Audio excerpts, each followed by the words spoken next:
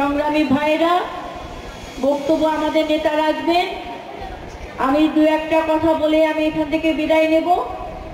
সেটা হচ্ছে, আপনাদের সকলকে খুব সতর্ক এবং সজাগ থাকতে হবে। আজকে ফ্যাসিবাদ তার স্বৈরতন্ত্র কায়েম করার জন্য, মাফিয়া তন্ত্রকে কায়েম করার জন্য মানুষের অধিকারকে ভুলণ্ঠিত করেছে, কুণ্ঠিত করেছিল এবং ভোট ডাকাতির মাধ্যমে আমি দামি স্বামী নির্বাচন করে তারা বারবার অবৈধভাবে ক্ষমতায় এসেছিল। এই ফ্যাসিবাদদেরকে আজীবন ক্ষমতায় রাখার জন্য দেশি বিদেশি ষড়যন্ত্রকারীরা কিন্তু ষড়যন্ত্র করেছিল, এখনো ষড়যন্ত্রে লিপ্ত আছে।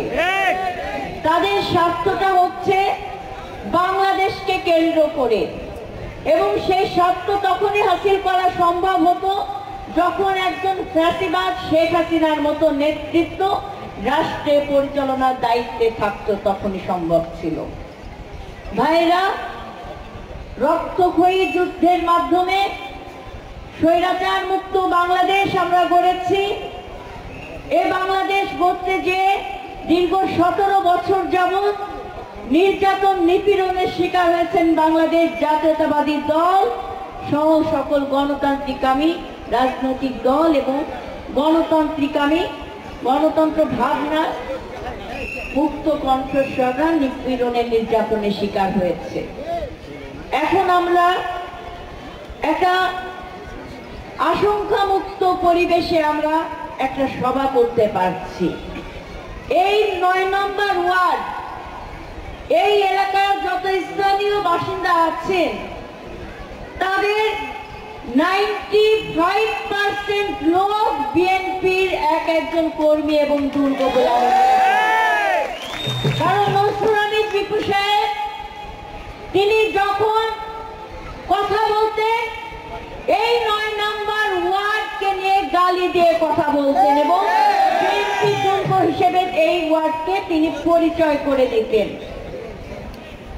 আজকে সেই জায়গায় আপনারা দাঁড়িয়ে কথা বলতে পারেন নাই, নিজের মতামতের বহিঃপ্রকাশ ঘটাতে পারেন নাই, শুধুমাত্র ফ্যাসিস্ট দোষরদের কারণে।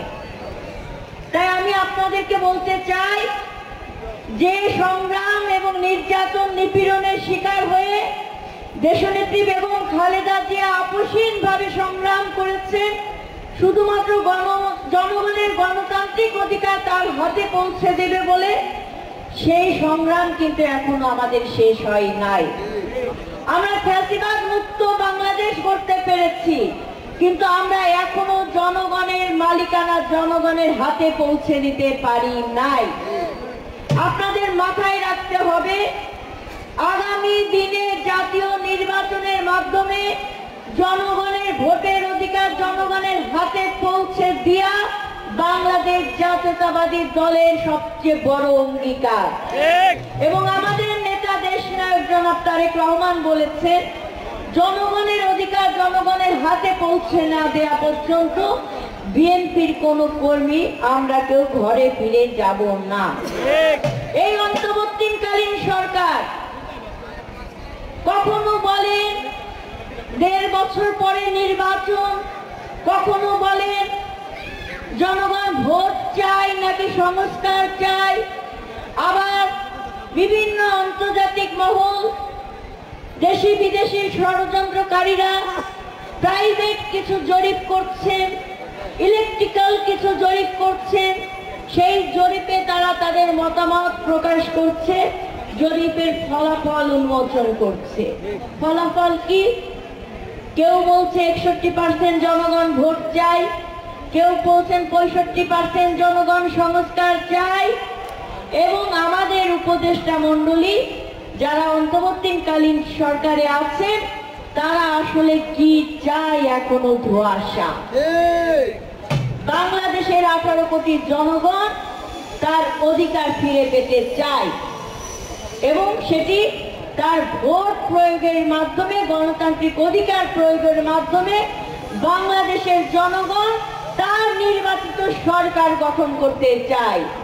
তাই এই অন্তর্বর্তীকালীন সরকারকে আমরা বলতে চাই, যত দ্রুত সম্ভব আগামী দিনের জাতীয় নির্বাচনের ব্যবস্থা করেন। আপনাদের এই সংস্কার খেলার মধ্য দিয়ে আমার বাংলাদেশ যদি কোনোভাবে ক্ষতিগ্রস্ত হয়, বাংলাদেশের জনগণ যদি ক্ষতিগ্রস্ত হয়, সেটা কখনোই কারোর জন্য মঙ্গল বয়ে আনবেন না। তাই এখনো দেশি বিদেশি ষড়যন্ত্রকারীরা যারা ওত পেতে আছে, ষড়যন্ত্রে লিপ্ত আছে, তাদের ষড়যন্ত্রকে নস্যাৎ করে জনগণের সরকার প্রতিষ্ঠা করার জন্য আমি এই অন্তর্বর্তীকালীন সরকারকে আহ্বান জানাবো। আমাদের এই সুভদ্রার সকল নেতৃবৃন্দদেরকে আমি আপনাদেরকে বলবো, আমাদের নেতা বাবু গয়েশ্বরচন্দ্র রায় বলেছেন, ঘরে ঘরে বিএনপির কর্মী এবং দুর্গ গড়ে তোলেন। আসলে ঐক্যবদ্ধ সম্মিলিত প্রচেষ্টা ছাড়া কোনো বৃহৎ স্বার্থ অর্জন করা সম্ভব নয়। তাই আমাদের স্বার্থ হচ্ছে গণমানুষের অধিকার প্রতিষ্ঠা করা, এটাই আমাদের রাজনীতির প্রধান স্বার্থ, এবং সেটাকে প্রতিষ্ঠিত করতে হলে আপনাদের সকলের সহযোগিতা আমরা কামনা করছি।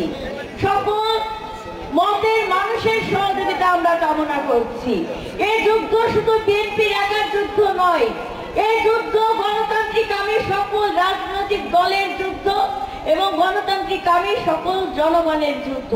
তাই আমরা সম্মিলিত প্রচেষ্টার মাধ্যমে আমাদের এই যুদ্ধে আমরা অবতীর্ণ হয়ে এবং বিজয়কে আমরা ছিনিয়ে নিয়ে আসব জনগণের ভোটের অধিকার প্রতিষ্ঠার মাধ্যমে। তাই আগামী দিনে যে জাতীয় নির্বাচন হবে, জনগণ যদি তার ভোট প্রয়োগ করার সুযোগ পায়, জনগণই তার সরকার নির্বাচন করবে। এবং আমি মনে প্রাণে বিশ্বাস করি, এবং আমার মনে হয় বাংলাদেশের 80% জনগণ বিশ্বাস করে, জনগণ যদি ভোট দেওয়ার সুযোগ পায়, আগামী দিনে বাংলাদেশ জাতীয়তাবাদী দল সরকার গঠন করবে। তাহলে আপনাদের একটা বড় বোঝা কিন্তু সম্পূর্ণ হলো। তাহলে এখন আপনি জনগণের কাছে ভোট চেতে যাবেন, জনগণের কাছে আপনি আপনার দাবি দাওয়া নিয়ে যাবেন। জনগণের দাবি দাওয়া কি সেটা জানতে চাবেন, সেটা তো ভয় ভীতি দেখিয়ে কোনোভাবেই সম্ভব নয়। তাই আপনারা আপনাদের কর্মের মাধ্যমে এমন দৃষ্টান্ত স্থাপন করবেন বিএনপি নেতৃবৃন্দরা, যাতে আগামী দিনে ভোট চাইতে আপনাদের কোনো বেগ পেতে না হয়। আগামী দিনে আপনারা যখন জনগণের পাশে ভোট চাইতে যাবেন, তখন যেন আমাদের শুনতে না হয়, দিদি আপনার পাশে ওই ভূমিদস্যুটাকে সরিয়ে আমার কাছে আসেন, আমার বাড়ির দরজায় আসেন। কিংবা এমন কোনো কথা যেন শুনতে না হয় যে আপনার পাশের ওই মাদক সেবীটাকে সরিয়ে আপনি আমার পাশে আসেন।